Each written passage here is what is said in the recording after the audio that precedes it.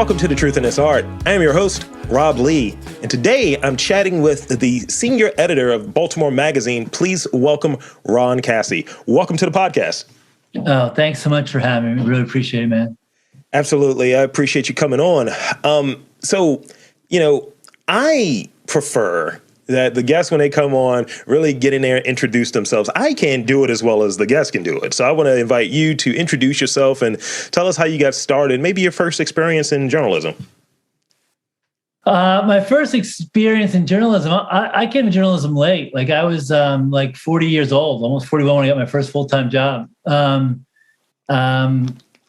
was a bike messenger in DC. After high school, I did construction work and tended bar and got really sick of that and became a bike messenger in DC. It was nice to be outside and decided kind of to go back to college and stuff and wasn't sure. I did some painting. I took pictures and I wasn't sure I was ever going to be good enough at those things to make a living. So I kind of turned to writing. And the first couple of stories I did were about my bike messenger buddies in DC. I had a buddy who was a mountain biker, raced mountain bikes. He bought like property out in Shenandoah Mountains and dug a well and built his own log cabin. And it was just like, it was outdoors guy. Another buddy competed in Ironman triathlons. Yeah. And he was in his early 50s, but he was like top 3 in the country. I mean, he was like world class. And he was retired military. He had survived like stage 3-4 cancer. He was like a legit Lance Armstrong story, but without the, doping. Yeah. And he got his biking in as a bike messenger. Captain Tom, we called him because he'd been a captain in the U.S. Army. So I wrote a story about him for a magazine, DC Metro Sports. There was a bicycling magazine called Spokes Magazine. I started doing some freelance writing for. In the park in DC, McPherson Square, on Friday nights after work, we'd get some beers and guys would smoke some pot and stuff, and we'd bang around playing bike polo to all hours of the morning after work. And this is after a whole week of being a bike messenger. And I wrote a story about bike polo for this magazine. And that was my foray into journalism, really.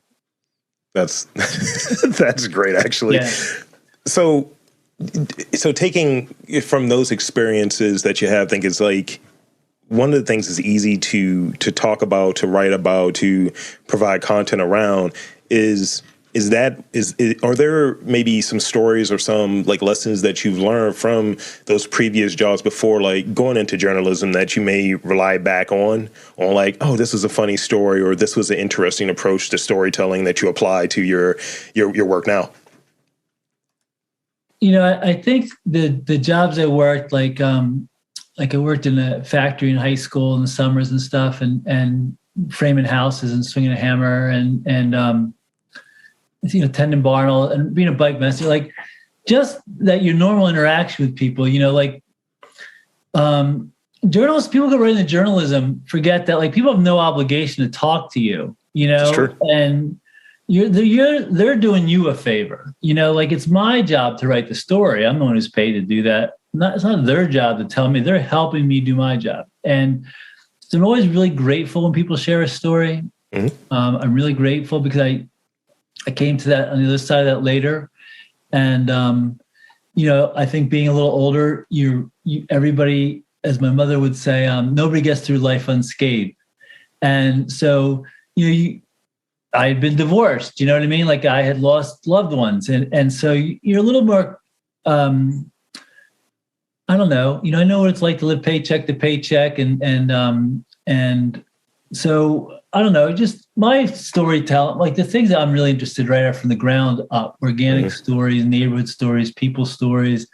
I look at things systemically when I do deep dives into things, but I'm not really interested in writing about rich and famous people.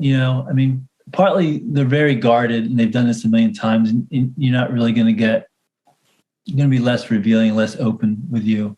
Sure. Now that said, I've interviewed famous people, well-known people who have been very, very kind and open. There's no distance between. But so in general, I think my approach to stories, like, I've written about General Motors, the last auto worker at General Motors, the last auto worker in Baltimore was the title of one story I did. Literally the guy that turned out the lights at General Motors. So in White Martian, I think it's more the things that like I'm interested in, I guess. And my approach, I think those other jobs help me with. Yeah. Yeah. Thank you. So this is a question that and I'm going to frame it a little weirdly, I think, but this is a question. I'll interrupt myself. Yeah. Sorry. Please.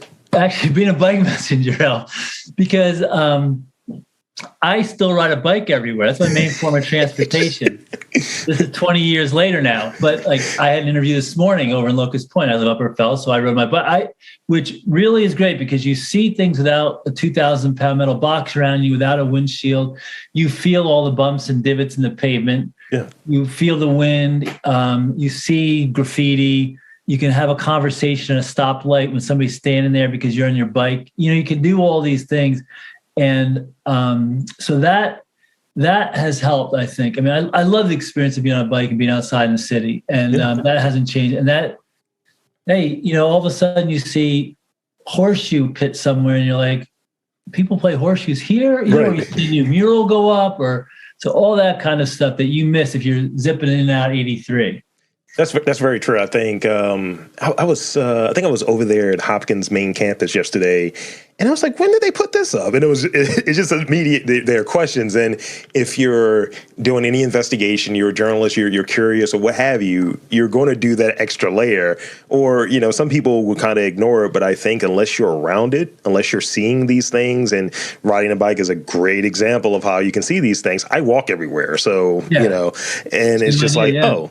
Yeah. When did this go up? Oh, a new coffee shop? Great. And so I wanted to ask this one. Anyone that's like in a space that they're writing, or they have any way to kind of present to a large group of people, news anchors, things of that nature, right?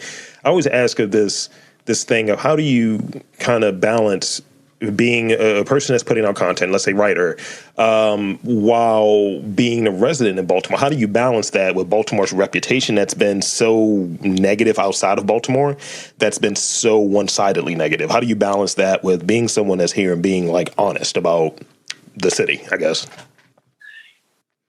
I'm pro Baltimore. That's my bias, and unabashedly. And I'm of the mindset, like, if you want to hate on Baltimore, you better love Baltimore first. Like, so Baltimoreans can give Baltimore a hard time, but they're not from here. I'm going to give you a hard time to other people, and so you got to love Baltimore first. So that's, I guess, how I balance it. I mean, I'm coming from a genuine place of, love Baltimore. There was a guy who was an immigrant one time told me he chose to live in Baltimore, and that makes him more of a Baltimorean than people who are born here. Actually, I'm sorry. He said America. He was an immigrant, and he said about America. He says, I have a love, like I had to adopt this. I had to play, you know what I mean? Like I had to give up stuff to become an American. Like, so, and there's something a little bit to that, but I mean, Baltimore welcomed me with open arms, way back. And there's always, I think, space for people in Baltimore who want to pitch in, lend a hand. They want to start a small business. They want to start a podcast, or write. Like, people will help you, I think, in Baltimore. It's still, things can still get done pretty cheaply in Baltimore, as far as like, you want to have a studio somewhere or start, so, I don't know. I mean, how to balance? I'm pro Baltimore. You got to love it first. But that's, it's just like your own family. You don't shy away from the truth. You know what I mean? You got to get things out in the open, be on the table, and be upfront, be real about them at the same time. Because I think that's one of the things that's here too. Like when I do this, when people ask about this podcast or anything that I'm aiming to do, it's just like, oh, so you're trying to do something positive? I'm like, no, I'm trying to do something real. And that's really what it is. And I think that's what resonates with people.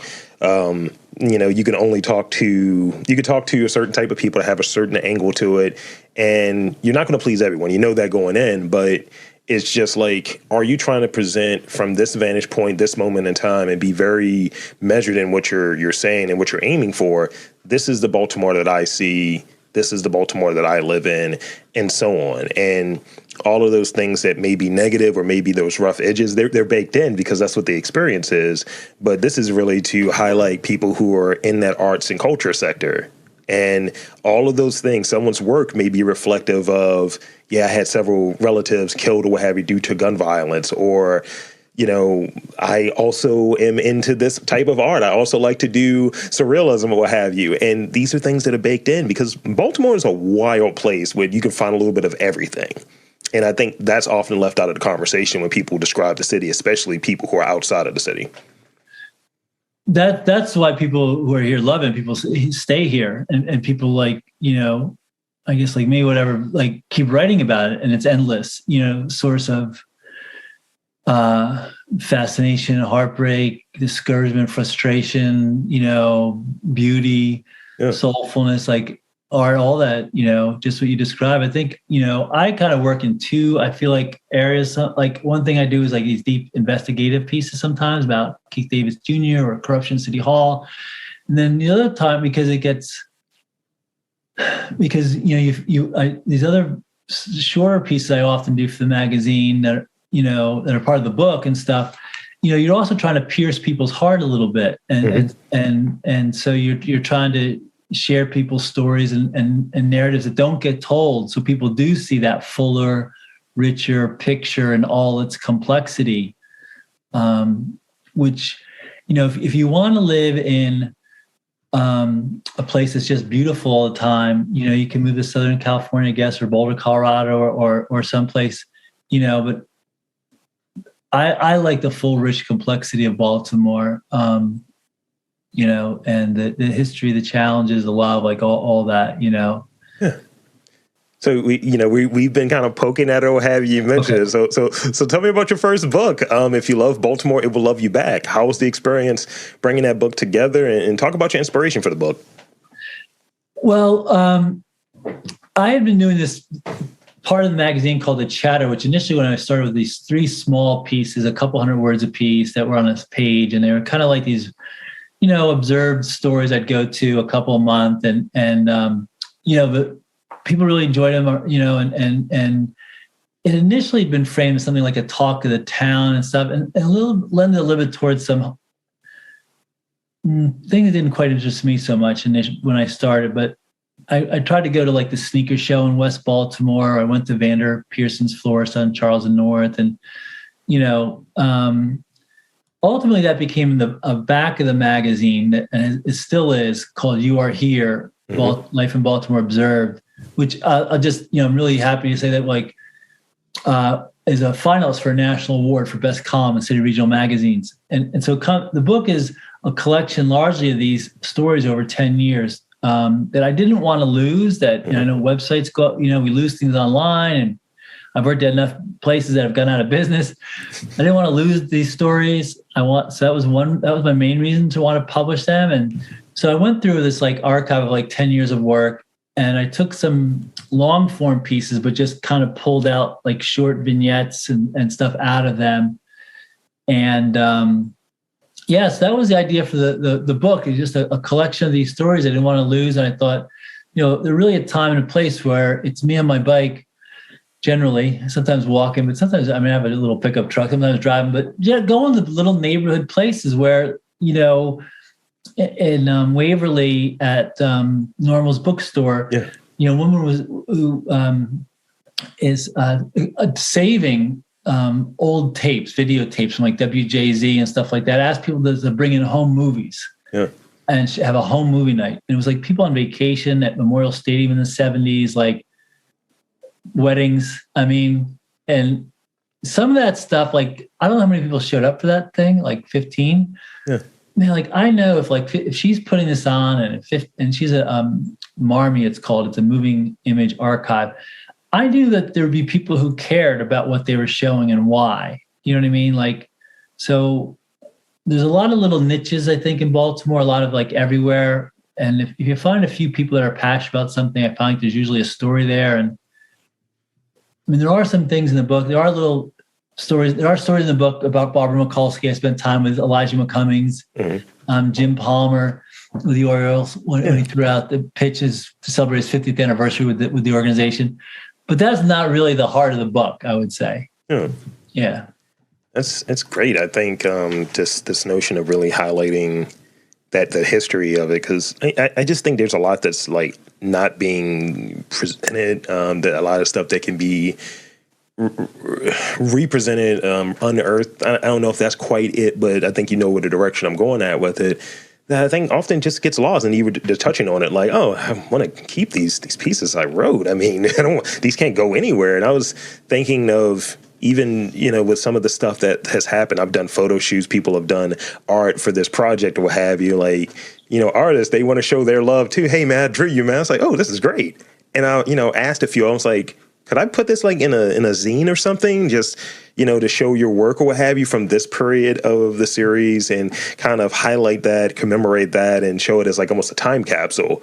And I think, why not? Why not any of these things? And like, as you were describing it, I was like, let me reach out to the Afro, because they're doing this Black archivist thing. And I was like, why can't they do something very similar of like, you got it, your home videos, people around the city, what have you, bring your family home videos. There needs to be more of that. There needs to be more people's stories told here. I think could be a large project here. And I think within the right hands and more attention around it could be a big thing. I really do. Yeah, Webster Phillips, whose grandfather shot for the Afro, has this great website about saving his grandfather's work, his photography from the Afro. And Savannah Wood, I know, is working to save and build the archives. And one of the stories I did for the magazine was on a cover story on the Great Migration, of folks coming from Eastern Shore, Virginia, deeper south, North Carolina, Baltimore. Yeah. A story that's largely untold in Baltimore, and would be, we had a couple oral histories to go with that story, but really kind of tailor-made, especially with people getting older, we're going to lose these stories. Yeah.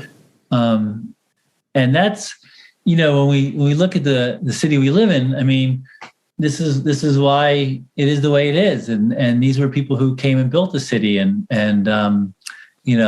lived in our homes before we lived in these row houses. Absolutely. That was kind of the energy I got when I recently did a tour. I'd never been to the BMI before. So going to the Baltimore Museum of Industry and doing the trip there, I was like, I remember this logo. I remember this, not knowing what it was because I was a kid when it was around. I was like, wow.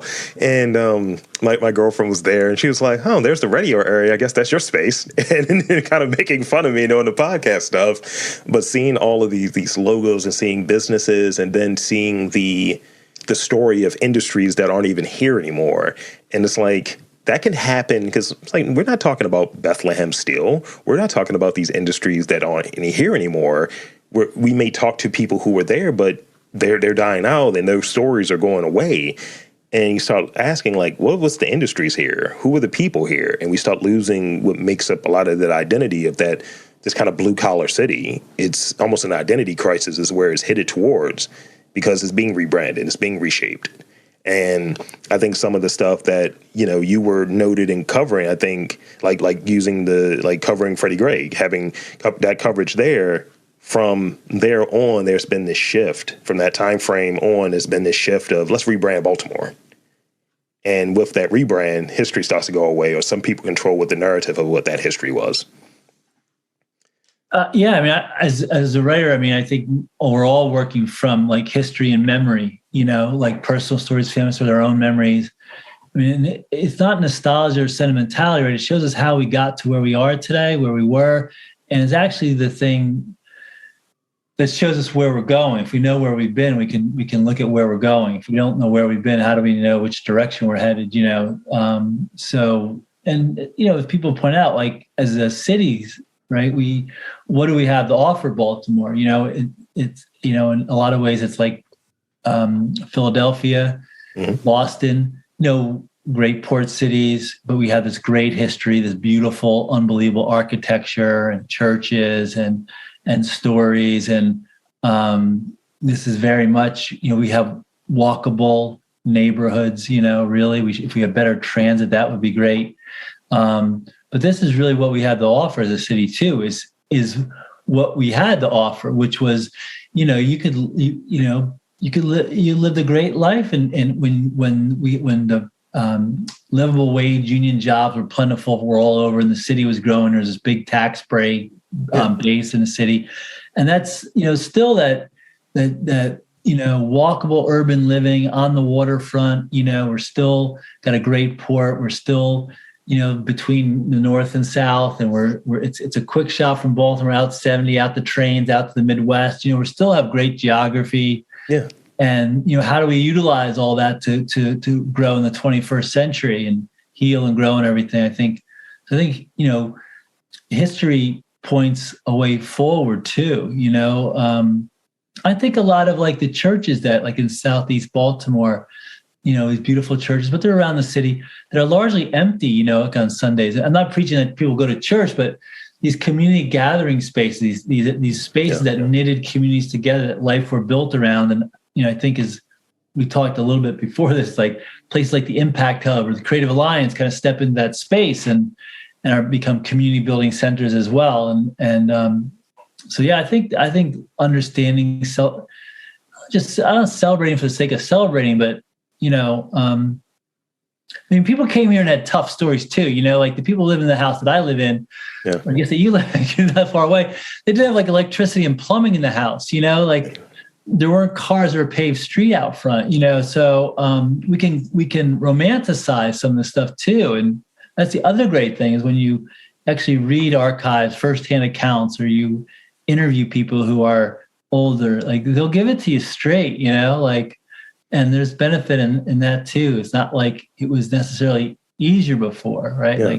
So I got two more real questions for you, and then I got my rapid fire ones. Okay. All right. So this one is one I've been working, and I've worked in recently, and I've gotten some interesting responses on it.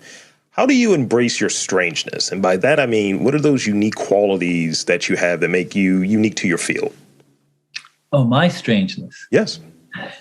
I think, wow, somebody else should speak about my strangeness. I feel like, I think, part of my, I guess, strangeness is coming to this all later in life, graduating from college, so I'm 39, and, I've gone on to go to graduate school, all that stuff. I think that's part of it. I think part of it is, I like people, you know what I mean? Like, I think when people reveal a little bit of their soul to you, or open, I'm one of those people that you can't help fall in love with them a little bit, you know what I mean? And that can be a Rosie the River who's 80 some years old talking about the house she got married in over in Essex, and she still lives in. Her kids are gone, her husband's dead, she still lives. Like people are just forthright. So I don't know if that's strange. I feel like part of it is I'm very outwardly 100% normative, heterosexual, white male, middle-aged, but none of that is what I gravitate towards. It's all the other things that I gravitate towards, like I don't learn anything from talking to other people who look like me. This is not even a conscious decision. I should just say that. I naturally, so I think people who know me professionally would say like my curiosity is the strange thing, that like it's just, unending, a norm. It's just like, that's all I do every morning is get up and learn as much as I can about and the things that I'm interested in. Also, like I really should have failed all my high school science classes, but I've done stories on like how the Hopkins scientists are trying to like knock down asteroids before they hit, and I've done stories on the guy who's sculpted, the sculptor, James Reeder, sculpted the Billie Holiday statue, and I'm interested in that. And just, so I think readers of Baltimore Magazine probably, I wonder what sometimes what people must make of me, because I write about like, people from all walks and strange, seems to be connectedness to it, except something has piqued my interest. And I think, oh, that's wild. Or something pisses me off. That's the other reason I write about things. See, if something has pissed me off, and I think people should know about it, or like I'm excited about something and that people should know about it. Like, maybe that's the strange thing. I don't know. No, it's baked. The reason I'm laughing because people who know me as well, like outside of this, it's like, yeah, that interests you. You were really into that conversation, weren't you? Or that bugged you, so you had a lot to say about it, didn't you? I was like, it did. Yeah. But yeah, having those strange interests, and as you said, I think either very early on, that interest in trivia, same. So I definitely, if I can learn something new and learn something like kind of weird or quirky or what have you, like it was this shark that I learned that can be like 500 years old, and it has a parasite that comes out of his eye. I'm like, oh, let me do a deep dive into this. Yeah, I mean, Evan Woodward, right, the salvage art guy, goes down into the old outhouses. They're like 20 feet down, and pulls up glass bottles, and and he discovers how people lived based on what's in the bottom of their toilet from 150 years ago. Like, that's wild. But I'm also interested, like, I remember seeing like these Russian dashboard cams of catching like a meteor nearly hitting like, Siberia, and being like, holy crap. And then doing a little reading, like, there's some woman who was on her couch in Alabama and one hit her TV. You know what I mean? Like,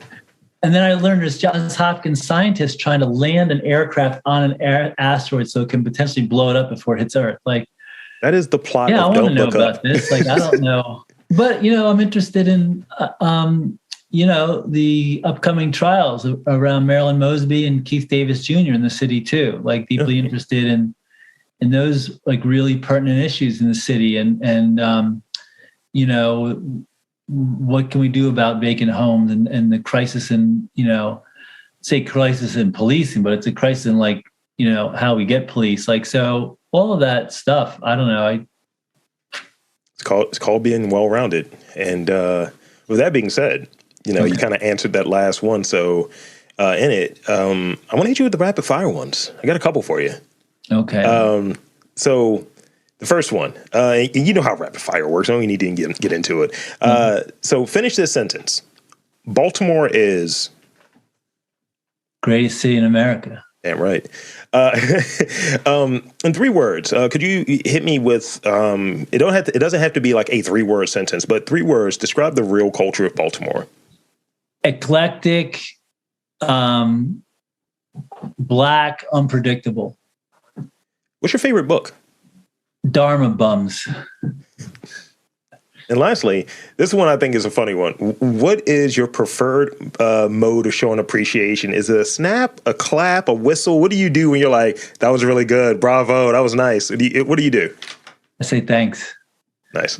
I say thanks a lot. I mean, I'm really a grateful human being to be here and being, able to pursue my strangeness and my curiosities. I'm really fortunate. And I say thanks a lot. Thank you for having me on, man. Thank you for coming on. That's pretty much it. So I want to invite you to shamelessly plug, do what you do. Thank you for being on this podcast, but I want to invite you to tell people where to check you out, in Baltimore Magazine, social media, all of that good stuff. Yeah. I want to give you a shout out too, and on social media and the magazine, and So let me know when it's going up, and I can note people, and I'll share that I was on and everything, and it's great. It's great to meet you, man. Really, after all this time. Absolutely, this was great. I didn't see a lot. Like, I think one of the hesitancies, but like, I didn't see a lot in your bio on your thing. Yeah. And I was like, oh, I'll find out more. I'll get back. And like, I don't. So texting is always the best way to get to me, because I'll just text back. Because if it's an email, I'm like, oh, I need to think about that and respond. And then it just gets lost in the tsunami, man. I dig it. Yeah. So I guess I'll wrap up there. Okay. And this has been great. So I want to thank you again for coming on to the podcast. And I'm Rob Lee for Ron Cassie, saying that there's art, writing, journalism in and around Baltimore. You just got to look for it.